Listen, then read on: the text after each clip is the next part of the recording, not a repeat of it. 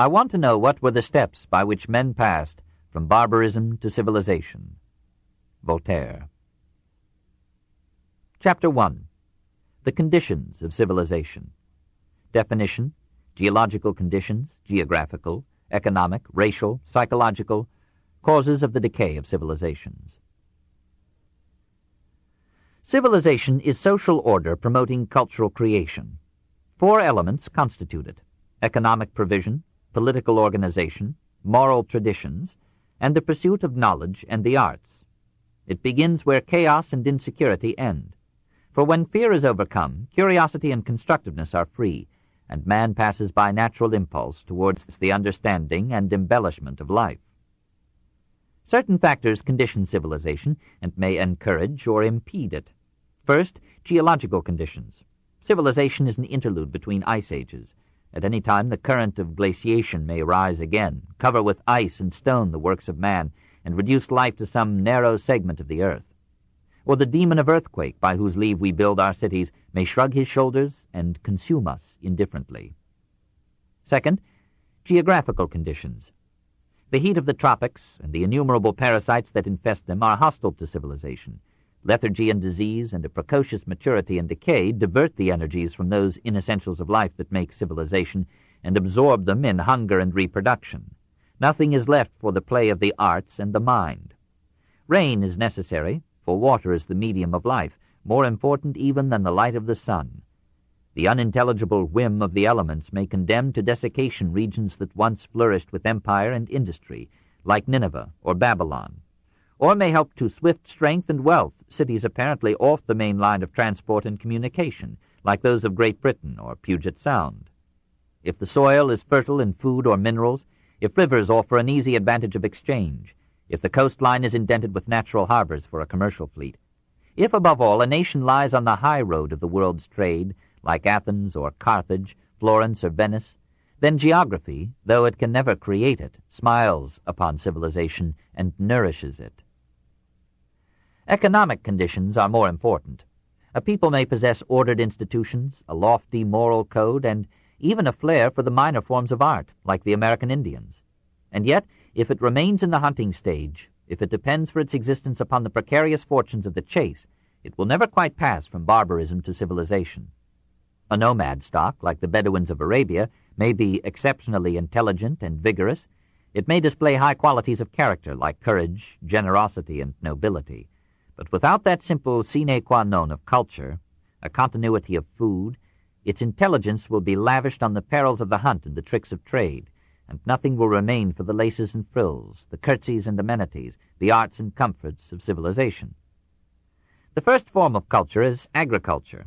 It is when man settles down to till the soil and lay up provisions for the uncertain future that he finds time and reason to be civilized.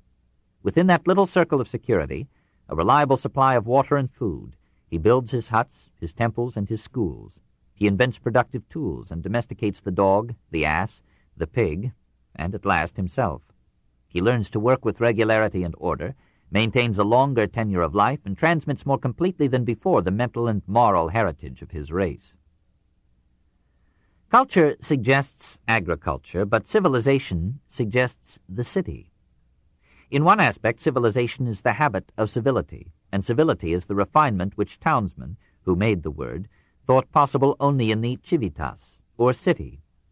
The word civilization, Latin civilis, pertaining to the civis, citizen, is comparatively young. Despite Boswell's suggestion, Johnson refused to admit it to his dictionary in 1772. He preferred to use the word civility.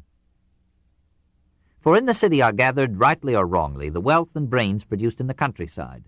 In the city, invention and industry multiply comforts, luxuries, and leisure. In the city, traders meet and barter goods and ideas. In that cross-fertilization of minds, at the crossroads of trade, intelligence is sharpened and stimulated to creative power. In the city, some men are set aside from the making of material things and produce science and philosophy, literature and art. Civilization begins in the peasant's hut, but it comes to flower only in the towns. There are no racial conditions to civilization. It may appear on any continent and in any color. At Pekin or Delhi, at Memphis or Babylon, at Ravenna or London, in Peru or Yucatan. It is not the great race that makes the civilization. It is the great civilization that makes the people. Circumstances geographical and economic create a culture, and the culture creates a type. The Englishman does not make British civilization. It makes him.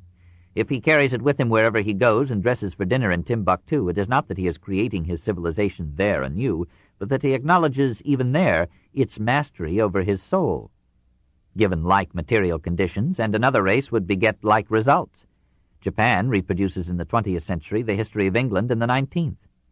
Civilization is related to race only in the sense that it is often preceded by the slow intermarriage of different stocks and their gradual assimilation into a relatively homogeneous people. Blood, as distinct from race, may affect a civilization in the sense that a nation may be retarded or advanced by breeding from the biologically, not racially, worse or better strains among the people. These physical and biological conditions are only prerequisites to civilization. They do not constitute or generate it. Subtle psychological factors must enter into play.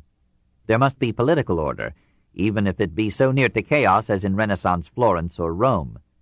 Men must feel, by and large, that they need not look for death or taxes at every turn. There must be some unity of language to serve as a medium of mental exchange. Through church or family or school or otherwise, there must be a unifying moral code, some rules of the game of life acknowledged even by those who violate them, and giving to conduct some order and regularity, some direction and stimulus. Perhaps there must also be some unity of basic belief, some faith, supernatural or utopian, that lifts morality from calculation to devotion, and gives life nobility and significance despite our mortal brevity. And finally, there must be education, some technique, however primitive, for the transmission of culture. Whether through imitation, initiation, or instruction, whether through father or mother, teacher or priest, the lore and heritage of the tribe, its language and knowledge, its morals and manners, its technology and arts, must be handed down to the young as the very instrument through which they are turned from animals into men. The disappearance of these conditions, sometimes of even one of them, may destroy a civilization. A geological cataclysm or a profound climatic change, an uncontrolled epidemic like that which wiped out half the population of the Roman Empire under the Antonines, or the Black Death that helped to end the feudal age, the exhaustion of the land or the ruin of agriculture through the exploitation of the country by the town, resulting in a precarious dependence upon foreign food supplies, the failure of natural resources, either of fuels or of raw materials, a change in trade routes, leaving a nation off the main line of the world's commerce, mental or moral decay from the strange stimuli and contacts of urban life, from the breakdown of traditional sources of social discipline and the inability to replace them, the weakening of the stock by a disorderly sexual life, or by an Epicurean, pessimist, or quietist philosophy, the decay of leadership through the infertility of the able and the relative smallness of the families that might bequeath most fully the cultural inheritance of the race, a pathological concentration of wealth leading to class wars, disruptive revolutions, and financial exhaustion. These are some of the ways in which a civilization may die. For civilization is not something inborn or imperishable. It must be acquired anew by every generation, and any serious interruption in its financing or its transmission may bring it to an end. Man differs from the beast only by education, which may be defined as the technique of transmitting civilization. Civilizations are the generations of the racial soul.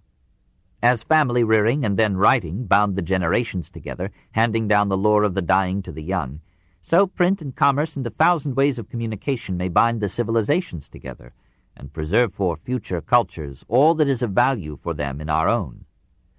Let us, before we die, gather up our heritage and offer it to our children. Chapter 2. The Economic Elements of Civilization. Despite recent high example to the contrary, the word civilization will be used in this volume to mean social organization, moral order, and cultural activity, while culture will mean, according to the context, either the practice of manners and the arts, or the sum total of a people's institutions, customs, and arts.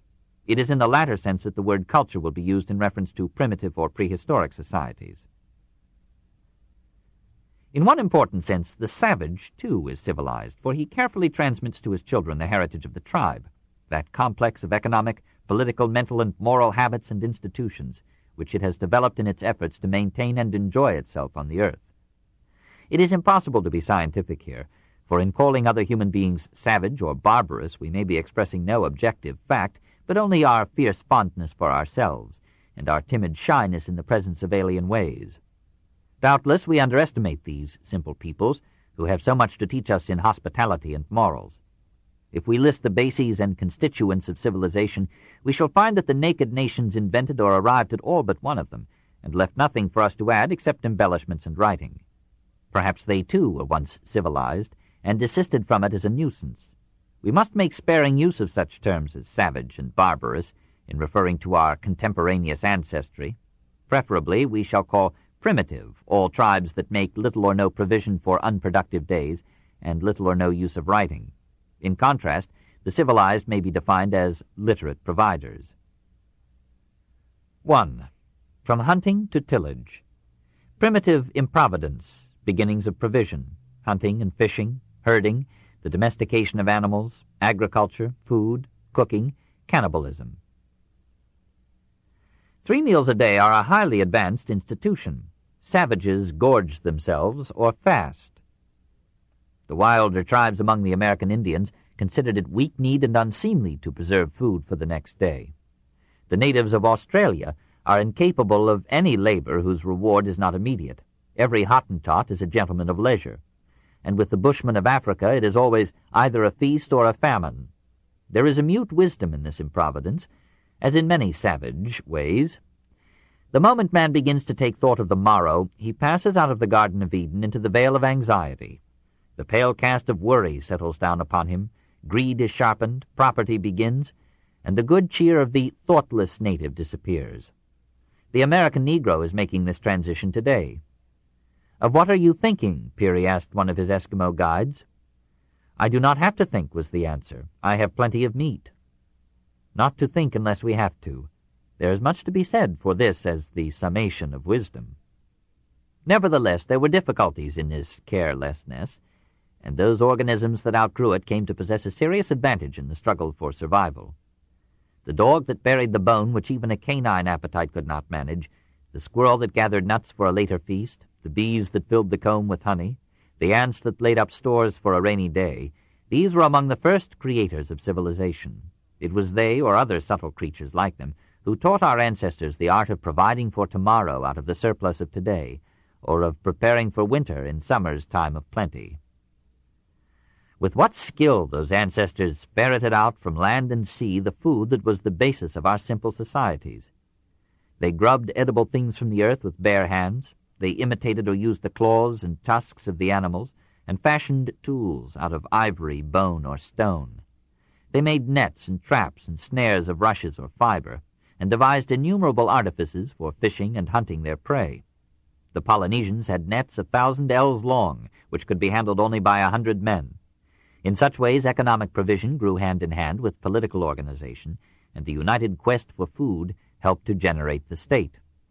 The Tlingit fisherman put upon his head a cap like the head of a seal, and hiding his body among the rocks made a noise like a seal. Seals came toward him, and he speared them with the clear conscience of primitive war.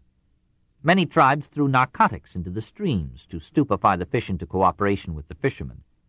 The Tahitians, for example, put into the water an intoxicating mixture prepared from the huteo nut or the hora plant. The fish, drunk with it, floated leisurely on the surface and were caught at the angler's will. Australian natives, swimming under water while breathing through a reed, pulled ducks beneath the surface by the legs and gently held them there till they were pacified. The Tarahumaras caught birds by stringing kernels on tough fibers half buried under the ground. The birds ate the kernels, and the Tarahumaras ate the birds. Hunting is now to most of us a game, whose relish seems based upon some mystic remembrance in the blood of ancient days when to hunter as well as hunted it was a matter of life and death. For hunting was not merely a quest for food. It was a war for security and mastery, a war beside which all the wars of recorded history are but a little noise. In the jungle, man still fights for his life, for though there is hardly an animal that will attack him unless it is desperate for food or cornered in the chase, yet there is not always food for all, and sometimes only the fighter or the breeder of fighters is allowed to eat. We see in our museums the relics of that war of the species in the knives, clubs, spears, arrows, lassos, bolas, lures, traps, boomerangs, and slings, with which primitive men won possession of the land and prepared to transmit to an ungrateful posterity the gift of security from every beast except man. Even today, after all these wars of elimination, how many different populations move over the earth? Sometimes, during a walk in the woods, one is awed by the variety of languages spoken there, by the myriad species of insects, reptiles, carnivores, and birds. One feels that man is an interloper on this crowded scene, that he is the object of universal dread and endless hostility. Someday, perhaps, these chattering quadrupeds, these ingratiating centipedes, these insinuating bacilli, will devour man and all his works, and free the planet from this marauding biped, these mysterious and unnatural weapons, these careless feet. Hunting and fishing were not stages in economic development. They were modes of activity designed to survive into the highest forms of civilized society. Once the center of life, they are still its hidden foundations. Behind our literature and philosophy, our ritual and art, stand the stout killers of Packingtown. We do our hunting by proxy, not having the stomach for honest killing in the fields, but our memories of the chase linger in our joyful pursuit of anything weak or fugitive, in the games of our children, even in the word game. In the last analysis, civilization is based upon the food supply. The cathedral and the capitol, the museum and the concert chamber, the library and the university are the facade. In the rear are the shambles. To live by hunting was not original. If man had confined himself to that, he would have been just another carnivore. He began to be human when out of the uncertain hunt he developed the greater security and continuity of the pastoral life. For this involved advantages of high importance: the domestication of animals, the breeding of cattle, and the use of milk. We do not know how or when domestication began, perhaps when the helpless young of slain beasts were spared and brought to the camp as playthings for the children. The animal continued to be eaten, but not so soon. It acted as a beast of burden, but it was accepted almost democratically into the society of man. It became his comrade and formed with him a community of labor and residence. The miracle of reproduction was brought under control, and 2 captives were multiplied into a herd. Animal milk released women from prolonged nursing, lowered infantile mortality, and provided a new and dependable food. Population increased, life became more stable and orderly, and the mastery of that timid parvenu, man, became more secure on the earth. Meanwhile, woman was making the greatest economic discovery of all, the bounty of the soil. While man hunted, she grubbed about the tent or hut for whatever edible things lay ready to her hand on the ground. In Australia, it was understood that during the absence of her mate on the chase, the wife would dig for roots, pluck fruit and nuts from the trees, and collect honey, mushrooms, seeds, and natural grains. Even today, in certain tribes of Australia, the grains that grow spontaneously out of the earth are harvested without any attempt to separate and sow the seed. The Indians of the Sacramento River Valley never advanced beyond this stage. We shall never discover when men first noted the function of the seed and turned collecting into sowing. Such beginnings are the mysteries of history, about which we may believe and guess, but cannot know. It is possible that when men began to collect unplanted grains, seeds fell along the way between field and camp and suggested at last the great secret of growth. The Zhuangs threw the seeds together into the ground, leaving them to find their own way up. The natives of Borneo put the seed into holes which they dug with a pointed stick as they walked the fields. The simplest known culture of the earth is with this stick, or digger. In Madagascar 50 years ago, the traveler could still see women armed with pointed sticks, standing in a row like soldiers, and then at a signal, digging their sticks into the ground, turning over the soil, throwing in the seed, stamping the earth flat, and passing on to another furrow. The second stage in complexity was culture with the hoe. The digging stick was tipped with bone and fitted with a crosspiece to receive the pressure of the foot. When the conquistadors arrived in Mexico, they found that the Aztecs knew no other tool of tillage than the hoe. With the domestication of animals and the forging of metals, a heavier implement could be used. The hoe was enlarged into a plow, and the deeper turning of the soil revealed a fertility in the earth that changed the whole career of man. Wild plants were domesticated, new varieties were developed, old varieties were improved. Finally, nature taught man the art of provision, the virtue of prudence, the concept of time. Watching woodpeckers storing acorns in the trees and the bees storing honey in hives, man conceived, perhaps after millenniums of improvident savagery, the notion of laying up food for the future. He found ways of preserving meat by smoking it, salting it, freezing it. Better still, he built granaries, secure from rain and damp, vermin and thieves, and gathered food into them for the leaner months of the year. Slowly it became apparent that agriculture could provide a better and steadier food supply than hunting. With that realization, man took one of the 3 steps that led from the beast to civilization: speech, agriculture, and writing. It is not to be supposed that man passed suddenly from hunting to tillage.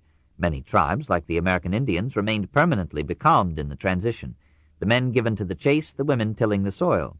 Not only was the change presumably gradual, but it was never complete. Man merely added a new way of securing food to an old way, and for the most part throughout his history he has preferred the old food to the new. We picture early man experimenting with 1,000 products of the earth to find, at much cost to his inward comfort, which of them could be eaten safely, mingling these more and more with the fruits and nuts, the flesh and fish he was accustomed to, but always yearning for the booty of the chase. Primitive peoples are ravenously fond of meat, even when they live mainly on cereals, vegetables, and milk. If they come across the carcass of a recently dead animal, the result is likely to be a wild debauch. Very often no time is wasted on cooking. The prey is eaten raw, as fast as good teeth can tear and devour it. Soon nothing is left but the bones. Whole tribes have been known to feast for a week on a whale thrown up on the shore. Though the Fuegians can cook, they prefer their meat raw. When they catch a fish, they kill it by biting it behind the gills, and then consume it from head to tail without further ritual. The uncertainty of the food supply made these nature peoples almost literally omnivorous. Shellfish, sea urchins, frogs, toads, snails, mice, rats, spiders, earthworms, scorpions, moths, centipedes, locusts, caterpillars, lizards, snakes, boas, dogs, horses, roots, lice, insects, larvae, the eggs of reptiles and birds, there is not one of these but was somewhere a delicacy or even a pièce de résistance to primitive men. Some tribes are expert hunters of ants. Others dry insects in the sun and store them for a feast. Others pick the lice out of one another's hair and eat them with relish. If a great number of lice can be gathered to make a petite marmite, they are devoured with shouts of joy as enemies of the human race. The menu of the lower hunting tribes hardly differs from that of the higher apes. The discovery of fire limited this indiscriminate voracity and cooperated with agriculture to free man from the chase. Cooking broke down the cellulose and starch of 1,000 plants indigestible in their raw state, and man turned more and more to cereals and vegetables as his chief reliance. At the same time, cooking, by softening tough foods, reduced the need of chewing and began that decay of the teeth which is one of the insignia of civilization. To all the varied articles of diet that we have enumerated, man added the greatest delicacy of all, his fellow man. Cannibalism was at one time practically universal. It has been found in nearly all primitive tribes, and among such later peoples as the Irish, the Iberians, the Picts, and the 11th century Danes. Among many tribes, human flesh was a staple of trade, and funerals were unknown. In the Upper Congo, living men, women, and children were bought and sold frankly as articles of food. On the island of New Britain, human meat was sold in shops, as butcher's meat is sold among ourselves. And in some of the Solomon Islands, human victims, preferably women, were fattened for a feast like pigs. The Fuegians ranked women above dogs because they said dogs taste of otter. In Tahiti, an old Polynesian chief explained his diet to Pierre Loti. The white man, when well roasted, tastes like a ripe banana. The Fijians, however, complained that the flesh of the whites was too salty and tough, and that a European sailor was hardly fit to eat, but Polynesian tasted better. What was the origin of this practice? There is no surety that the custom arose, as formerly supposed, out of a shortage of other food. If it did, the taste, once formed, survived the shortage and became a passionate predilection. Everywhere among nature peoples, blood is regarded as a delicacy, never with horror. Even primitive vegetarians take to it with gusto. Human blood is constantly drunk by tribes otherwise kindly and generous, sometimes as medicine, sometimes as a rite or covenant, often in the belief that it will add to the drinker the vital force of the victim. No shame was felt in preferring human flesh. Primitive man seems to have recognized no distinction in morals between eating men and eating other animals. In Melanesia, the chief who could treat his friends to a dish of roast man soared in social esteem. "When I have slain an enemy," explained a Brazilian philosopher chief, "it is surely better to eat him than to let him waste. The worst is not to be eaten, but to die. If I am killed, it is all the same whether my tribal enemy eats me or not. But I could not think of any game that would taste better than he would. You whites are really too dainty." Doubtless the custom had certain social advantages. It anticipated Dean Swift's plan for the utilization of superfluous children, and it gave the old an opportunity to die usefully. There is a point of view from which funerals seem an unnecessary extravagance. To Montaigne, it appeared more barbarous to torture a man to death under the cover of piety, as was the mode of his time, than to roast and eat him after he was dead. We must respect one another's delusions. 2. The foundations of industry: fire, primitive tools, weaving and pottery, building and transport, trade and finance. If man began with speech and civilization with agriculture, industry began with fire. Man did not invent it. Probably nature produced the marvel for him by the friction of leaves or twigs, a stroke of lightning, or a chance union of chemicals. Man merely had the saving wit to imitate nature and to improve upon her.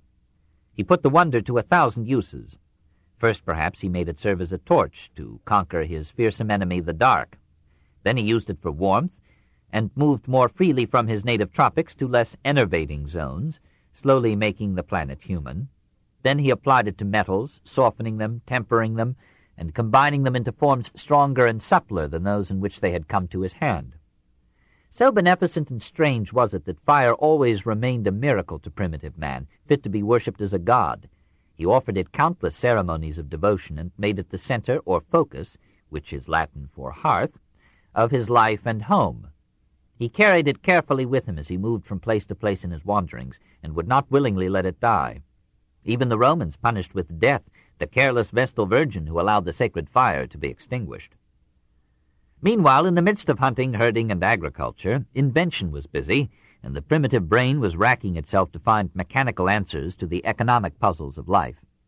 At first man was content, apparently, to accept what nature offered him, the fruits of the earth as his food, the skins and furs of the animals as his clothing, the caves and the hillsides as his home.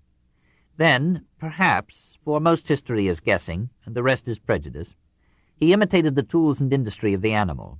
He saw the monkey flinging rocks and fruit upon his enemies, or breaking open nuts and oysters with a stone. He saw the beaver building a dam, the birds making nests and bowers, the chimpanzees raising something very like a hut. He envied the power of their claws, teeth, tusks, and horns, and the toughness of their hides, and he set to work to fashion tools and weapons that would resemble and rival these. Man, said Franklin, is a tool-using animal, but this too, like the other distinctions on which we plume ourselves, is only a difference of degree. Many tools lay potential in the plant world that surrounded primitive man. From the bamboo he made shafts, knives, needles, and bottles. Out of branches he made tongs, pincers, and vices. From bark and fibers he wove cord and clothing of 100 kinds. Above all, he made himself a stick. It was a modest invention, but its uses were so varied that man always looked upon it as a symbol of power and authority. From the wand of the fairies and the staff of the shepherd to the rod of Moses or Aaron, the ivory cane of the Roman consul, the lituus of the augurs, and the mace of the magistrate or the king. In agriculture, the stick became the hoe. In war, it became the lance or javelin or spear, the sword or bayonet. Again, man used the mineral world and shaped stones into a museum of arms and implements. Hammers, anvils, kettles, scrapers, arrowheads, saws, planes, wedges, levers, axes, and drills. From the animal world he made ladles, spoons, vases, gourds, plates, cups, razors, and hooks out of the shells of the shore, and tough or dainty tools out of the horn or ivory, the teeth and bones, the hair and hide of the beasts. Most of these fashioned articles had handles of wood attached to them in cunning ways, bound with braids of fiber or cords of animal sinew, and occasionally glued with strange mixtures of blood. The ingenuity of primitive men probably equaled, perhaps it surpassed, that of the average modern man. We differ from them through the social accumulation of knowledge, materials, and tools, rather than through innate superiority of brains. Indeed, nature men delight in mastering the necessities of a situation with inventive wit. It was a favorite game among the Eskimos to go off into difficult and deserted places and rival one another in devising means for meeting the needs of a life unequipped and unadorned. This primitive skill displayed itself proudly in the art of weaving. Here, too, the animal showed man the way. The web of the spider, the nest of the bird, the crossing and texture of fibers and leaves, and the natural embroidery of the woods set an example so obvious that in all probability weaving was one of the earliest arts of the human race. Bark, leaves, and grass fibers were woven into clothing, carpets, and tapestry, sometimes so excellent that it could not be rivaled today, even with the resources of contemporary machinery. Aleutian women may spend a year in weaving one robe. The blankets and garments made by the North American Indians were richly ornamented with fringes and embroideries of hairs and tendon threads dyed in brilliant colors with berry juice. Colors so alive, says Father Théodule, that ours do not seem even to approach them. Again, art began where nature left off. The bones of birds and fishes and the slim shoots of the bamboo tree were polished into needles, and the tendons of animals were drawn into threads delicate enough to pass through the eye of the finest needle today. Bark was beaten into mats and cloths, skins were dried for clothing and shoes, fibers were twisted into the strongest yarn, and supple branches and colored filaments were woven into baskets more beautiful than any modern forms. Akin to basketry, perhaps born of it, was the art of pottery,